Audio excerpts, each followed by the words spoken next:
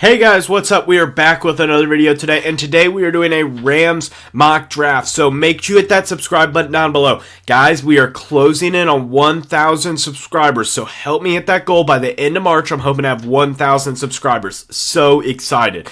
Like this video if you enjoy it. Comment all your thoughts and opinions down below. If you dislike the video, dislike it.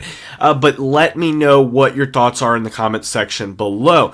Make sure that you also check out the podcast, the website, and any other links down below to all my other friends on YouTube. Got a great community here with me, American Football Network, Scotty B, the Baylor King, and Sorgi Stories. So make sure you go ahead and check out all of those channels as well.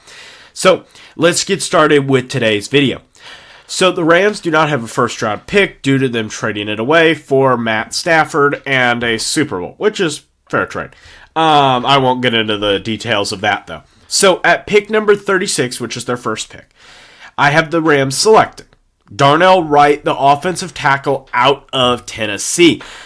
Since Andrew Whitworth retired, the left tackle play, in my opinion, has not been really good for the Rams. And Joe Notenboom, I think that's how you say it. I'm sorry if I say it wrong. Notenboom, not really what I would look for in a premier left tackle. Darnell Wright, on the other hand, definitely what I'd look for in a premier left tackle. I think that if you can address that position at left tackle, I think it dramatically helps whoever is at quarterback next year. And I think that that is really important to be able to do when addressing that type of position. So I think Darnell Wright is the best choice on the board, and he was the best tackle available. It was between him and Dawson Jones. I've drafted Dawson Jones in a couple of mock drafts, but personally, I think Wright is just a little bit better as a player. At number 69 overall, I have the Rams selecting Hendon Hooker, the quarterback out of Tennessee. Before anybody gets mad at me, let me just explain myself. I get you have Stafford. I get you have Mayfield. You have two guys that are older and that, well, are not at their physical prime and not at really a great stage in their career. By no means is Hendon Hooker going to probably start day one. Probably being like there would need to be something dramatic where three quarterbacks get injured and you have no Matt Stafford, no Baker Mayfield, no John Woodruff. Yeah, you would need pretty much everything to fall apart. But what I do think is that Hendon Hooker can learn under the genius that is Sean McVay. I think that you really do have an opportunity to draft a quarterback later in the third round and be able to get a guy that can start and be a good quarterback for you. And I think that's what Hooker can be. I am personally a really big fan of Hooker, and personally he is QB number 4 for me. I have him ahead of Will Levis. I think that there are too many question marks with Levis. I think I get the talent. I get that Levis will be a first-round quarterback, and I get that Hooker had the ACL tear. But come on, guys. Like, Hooker's better. Like, look at the past 3 seasons he's had at Tennessee. They're fantastic. So that's my opinion on the matter. I digress. Heading on to the next pick, where the Rams start to have a bunch of late-round picks, starting at pick number 136. I have the Rams selecting Brandon Joseph, the safety out of Notre Dame. I think that the Rams have actually had a pretty decent track record with their Notre Dame guys. Or, wait a second. You guys have Ben Skoranek, and the Chargers have Drew Tranquill. Sorry, that's the wrong guy. But you do have Ben Skoranek. I think Brandon Joseph is a good safety. Personally, his stock dropped a lot this year with not such a great play at Notre Dame. And to be honest, he probably wasn't even the best safety there and definitely wasn't the best defensive back. That award would go to Benjamin Morrison, the absolute dude at corner. But either way, I think that safety is an important position to address, especially with the possibility of losing Jalen Ramsey. I think that adding another safety, either to replace Taylor Rapp or Nick Scott, I think that Joseph is a guy that you can have him replace somebody at safety. I think that that's true. I think that Joseph is a solid player. He did not do what he did his freshman year, either in his sophomore year at Northwestern or in his junior year at Notre Dame. I think that you're looking for a guy that is going to be a solid player and an overall good guy, I think, in the locker room and both there. So heading on to the next pick, I have them selecting Ali Gay, the edge rusher out of LSU at pick number 172.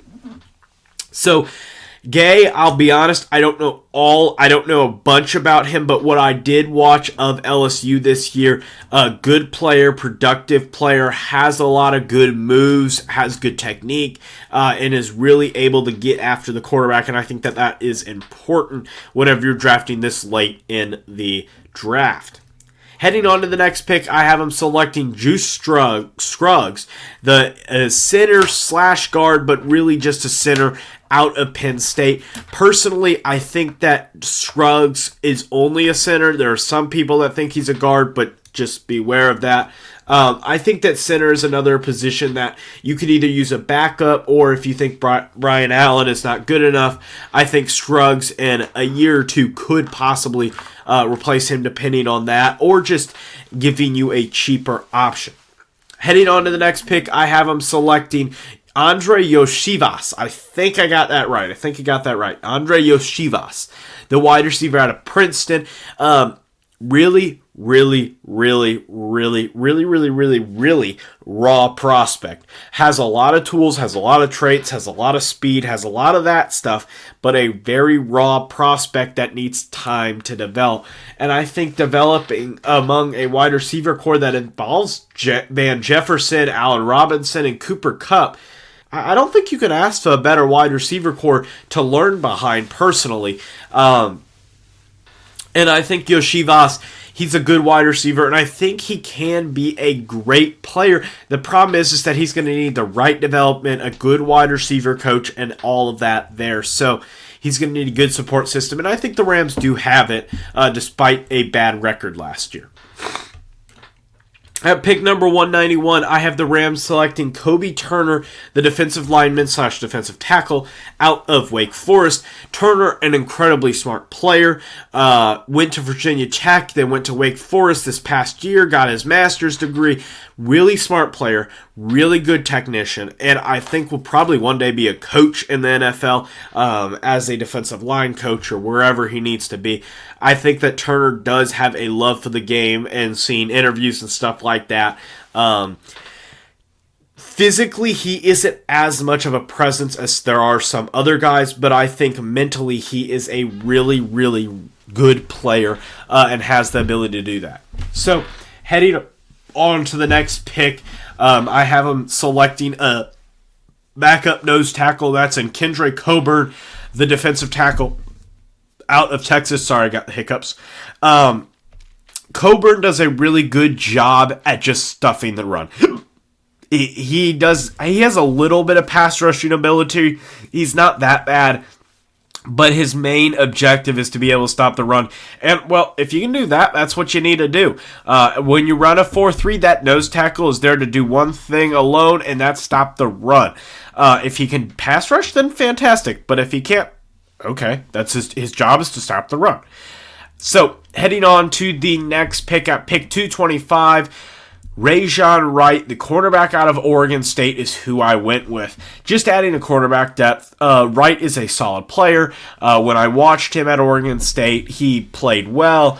He did some good things. He isn't the best and biggest quarterback, but I think could play nickel for you in a pinch, and I think could absolutely help out with the secondary, but is not going to be a starter, especially right away.